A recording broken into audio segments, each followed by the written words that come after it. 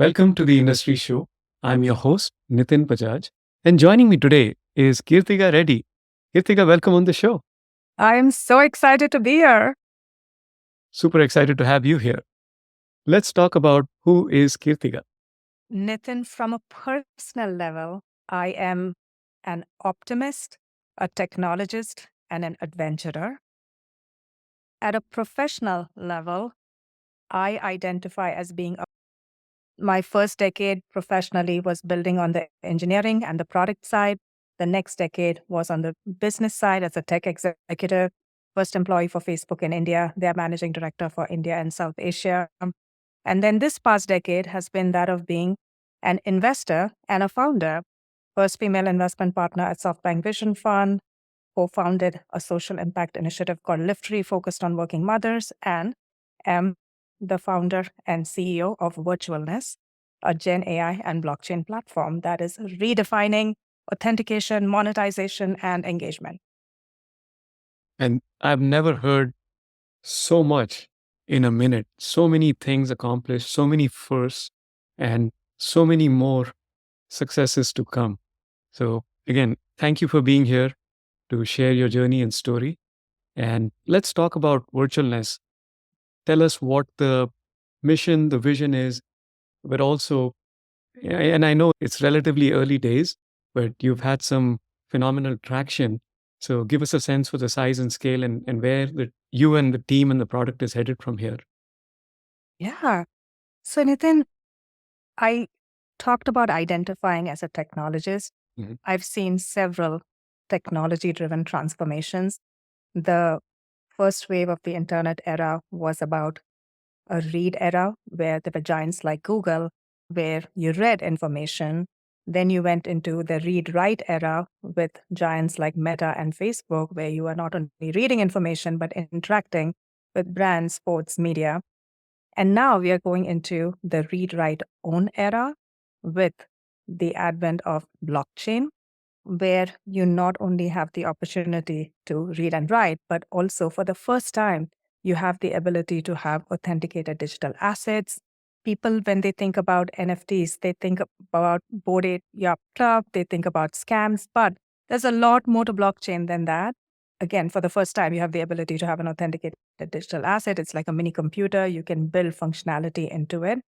I have teenage girls, when they get their degree certificate, Nathan, they might get a piece of paper as they walk the stage, but their actual degree certificate will be an NFT that's validated on blockchain. So we are taking that promise and having seen the last two waves of technology shifts and having been part of onboarding a region of brands, creators, sports, media onto Web2 social mobile, we are doing the same thing with blockchain and Gen AI. So that's where virtualness comes into play. We are an end-to-end mobile-first platform, serve the likes of Liga 1, which is the largest football league in Asia, to working with the Asian Academy Awards, where for the first time they had not just a physical trophy, but also an authenticated digital trophy.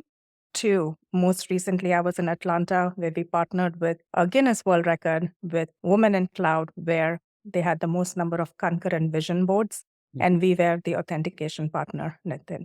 So that's the range of clients that we serve, and we're very excited about this new wave of not just read, write, but also own, and about being the platform and the infrastructure that enables that.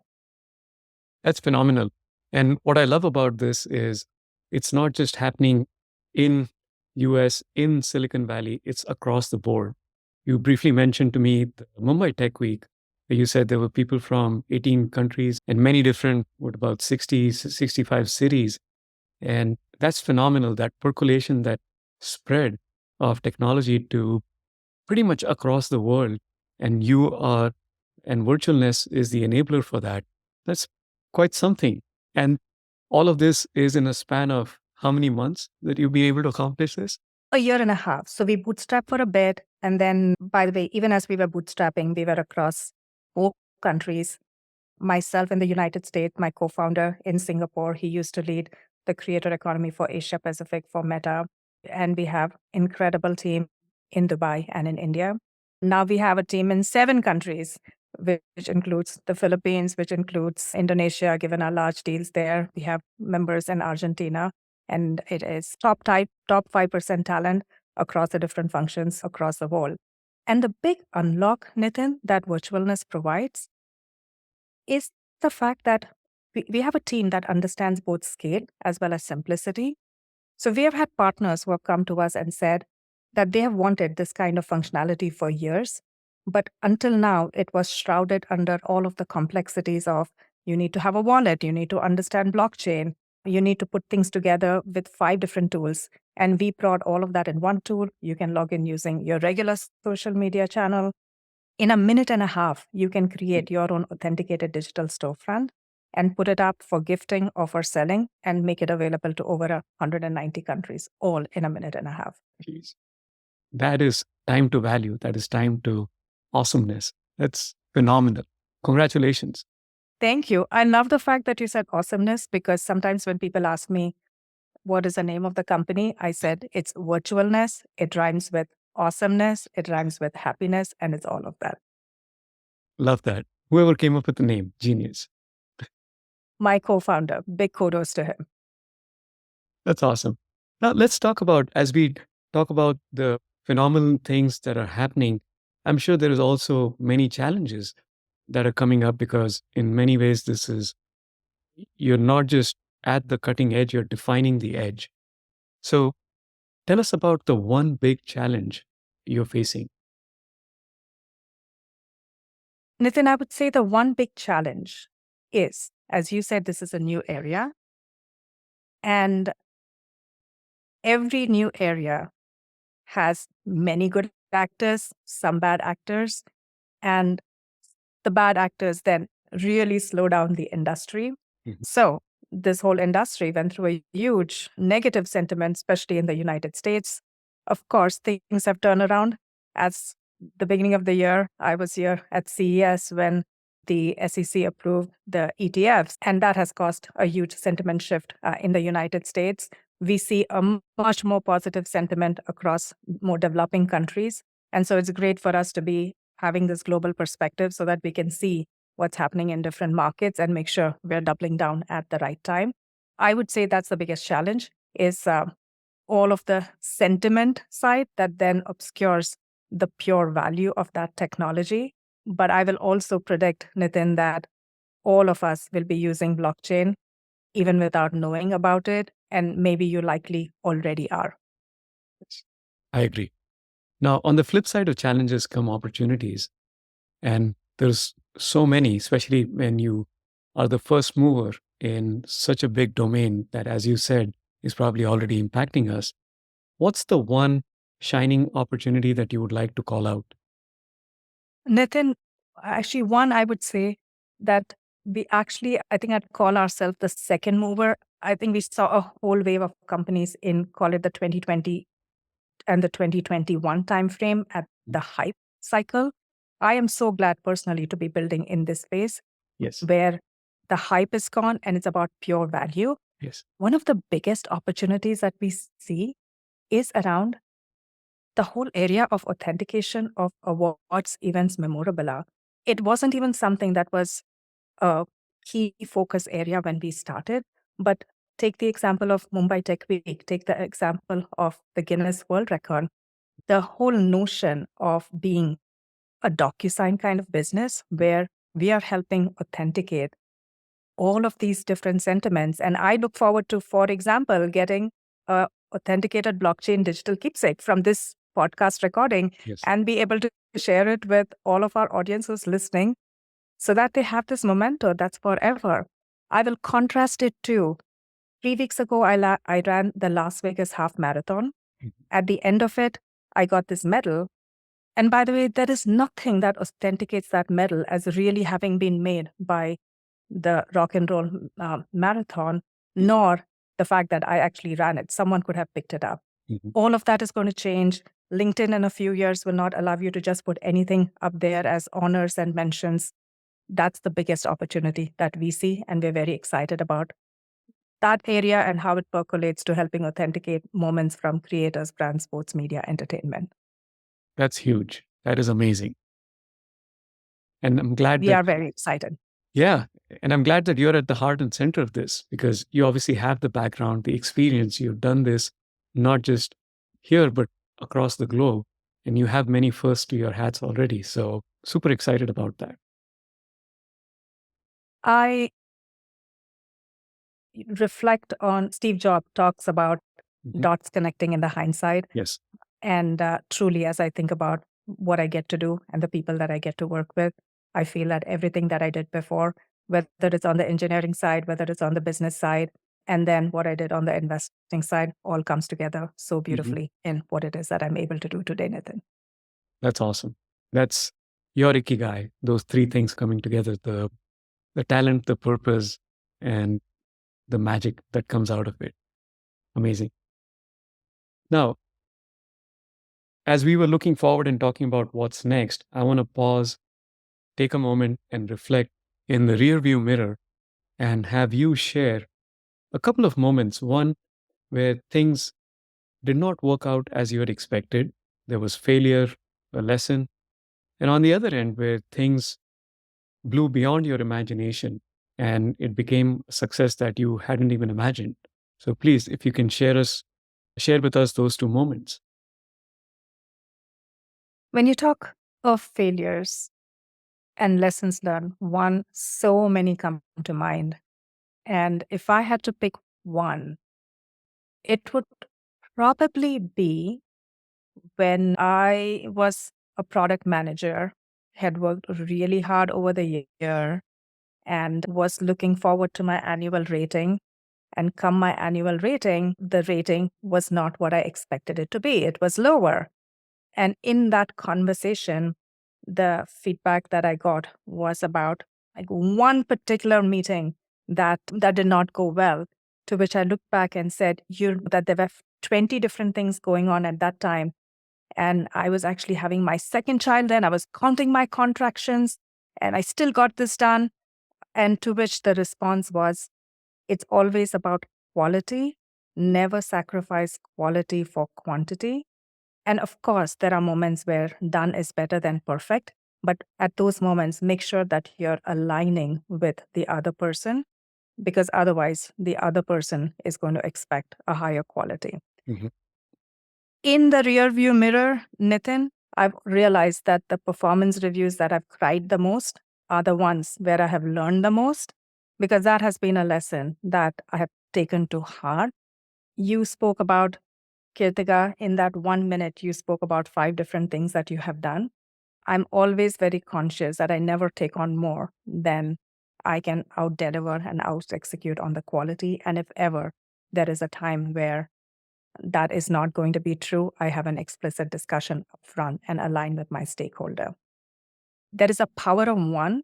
People extrapolate from a single interaction about what the person can do, what their ability is, what their quality bar is.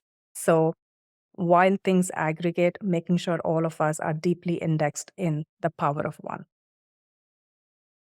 I love that. That's a very important lesson that one, you don't want to spread yourself too thin. And if you go into something, you want to blow it out of the park because that's what people will remember you by, right? Not how many things you took on, but the one thing that you did and you did extremely well that essentially defines and sets the standards. So thank you for sharing that. These are not easy moments to experience, to remember, and more importantly, to share. So really appreciate the vulnerability, the transparency. And Now, Nitin, I have a lot more where that came from. And we will have a separate podcast just on all my learnings and all of the things that I could do differently. I would love that. Now, please boast a little bit. The one thing that blew your own expectations. Again, so many. I will go back to my work at Meta India, Mm. Facebook India, where I was at an event. And it's great that you always meet people who have either a Facebook story, an Instagram story, or a WhatsApp story to share. In this case, the founder of the Mast Kalandar fast food chain came up to me and she said, Kirthiga, many of my cooks, they don't know how to read, they don't know how to write, but they know how to use the phone and they know how to use Facebook. For a minute, I was so puzzled. I said, what are they doing if they don't know how to read and write? Mhm. She showed me their profile pages, and sure enough, there were pictures of their children. There were and there was interaction about festivals with media, with entertainment. And here was a beautiful example of how technology was being used to transcend literacy barriers. It was a moment where that whole vision that we worked for so hard, and kudos to Mark and the entire founding team for the mission of giving people the power to share and making the world more open and connected. And this was a manifestation of that. It really taught me the power of technology. That's one. And two, Nitin, I look back on having built one of Meta's four global operations center that together now serves over 3 billion people, took the company's revenue in India from the beginning to several $100 million. Now it's several billion. Um, and it taught me the power of thinking in decades, which is I'll come back to it in my top 5 takeaways, like think in decades. It's such a beautiful story, but also so powerful in what you're able to bring in terms of transformation, not just individually, but to a community. So thank you for sharing that. Now, what do you do for fun? I love my running. Hmm. I have usually a goal of 50 to 10K runs a year. I have always signed up for a next half marathon. The next one that I'm going to be doing is actually going to be a self-paced one in Edinburgh in Scotland. As I make my way back from India, I couldn't find one that matched the timing of when I wanted to run a half. I said, I can just create one. And so I'm going to be doing a half marathon in Edinburgh. I love my time with my family and with my friends. I also enjoy cooking. I Nice. don't often prioritize it, but when I have the chance to do it, I enjoy my cooking. That's amazing. We do need our moments to de stress, relax, disengage. And I think, especially the running and the cooking, I can see how it helps rejuvenate. That's nice. Totally. I want to know what you do for fun. Oh, wait. I'm the one asking the questions. That's okay. I do like to run, not as many as you do. I do my 5Ks every so often, but my go to is stand up paddleboarding. So you see my paddle in the back. So that's my weapon of choice. And I like to do maybe 3 or 4 in a week. And That's incredible. that keeps me sane. That's incredible. That takes quite some skill. And I'm not even going to go venture into that space given the kind of skill that takes. I'll stick with my running, I think. It's fun.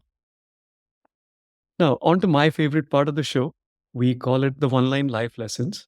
Kirtiga, I would love for you to share your life lessons with us. Let me share a few on the personal side, and then I'll share a few on the professional side. On the personal side, I have 3 lessons based on the stage of life that you're in. One, if you're at the stage of life where you're thinking of a life partner, not that anyone necessarily needs a life partner, but if they are thinking of a life partner, the partner that you choose will be the most important career decision that you make. Not the industry, not your first manager. I wouldn't be here on this show if not for incredible support from my better half, my husband, Dave. So that's one. Two, if you start thinking about having children, again, not that you need to have children, but if you do, I postpone things in the first few years for the smallest reasons. I am going to a conference. I can't be pregnant. I have to go for a wedding. I can't be pregnant. And then I realized that when you're ready, it doesn't just happen. So both my girls actually were with the help of IVF. And so very grateful to technology for the gift of motherhood. But my lesson there, my one line lesson there is if you want to have children, there will never be a perfect time. And conversely, it is always the perfect time. Nature will conspire to support you in making that goal happen. So that's 2. 3, the superpower that I want to give your audience, Nitin, is once you have children, nothing tests your multitasking ability as much as having children. And the superpower there is the power of the and versus the tyranny of the or. What do I mean by that? I remember wanting to nurse my second child for the same period that I did for my first child. I was working, I had to travel. I agonized about whether this is the moment that people talk about, that you have to make a decision between personal and professional goals. And I realized one day that I don't have to. So for the first year, I traveled with her. And everywhere I went, care almost magically came together for her. I'm not saying people need to make the same choices I do. I'm just saying that when presented with a or choice, just think about it. Not it's you can't always convert it into an and, but more often than not, with some out of box thinking and with a whole lot of support from the village, you can. So that's on the personal side. So if you keep the personal side aside, on the professional side, be bold. If your dreams don't scare you, you're not living up to your potential. So be bold. Nitin, my mother did not have the opportunity to finish her high school education because her parents said you only need enough math to do the grocery bill. Her brother, by the way, had a postgraduate degree, so it's not that they didn't understand the value of education. Fast forward last year, I had the opportunity to ring the New York Stock Exchange opening bell for one of the IPOs, and my mother joined us over Zoom. So here was my mother at the New York Stock Exchange with her daughter who was ringing the bell and her granddaughters who were there on the podium with me. And it was a surreal moment and a moment of realizing how much change one generation can make. So be bold, take advantage of every opportunity given to you, make opportunities happen. Think in decades, we spoke about that already. When I was working with the founders at SoftBank Vision Fund, that whole notion of what they were driving and what their visions could bring about was extraordinarily motivating for me across my investments in quantum computing, additive manufacturing, enterprise, health tech, and more. The last one that I will leave with is always make sure that you understand the nitty-gritty of the work, because that is what will give you the knowledge to operate at the 20,000-foot level. So every place that I went at Facebook, I made sure I understood what was happening in the operations queue. At SoftBank, I did all the modeling for the first few deals myself. My analysts were puzzled about why I was doing it myself and why I was taking more time asking them questions than them just doing it themselves. But it was really important for me to have that baseline knowledge to then be able to make decisions at a strategic level. And I'm wishing the audience the very best in all their endeavors and all of their big, bold goals. Nitin. Kirthiga, thank you so much for sharing your journey, your story, and your life lessons. And congratulations again for all of the successes so far. I know this is just the beginning, and there's many more to come. And we would love to bring you back on to talk about more of these successes. Thank you once again. We really appreciate it. Nitin, excited to be here. I echo your sentiment that the best is yet to come. I have several more decades, and the best is yet to come. And if there was one parting lesson that I'll share, it's about the practice of defining a big, bold vision and sharing it. So, fast forward to the end of the year, reflect back on what you want to have accomplished, write it down. You actually are 47% more likely to make it happen if you actually write it down, and even higher if you share it.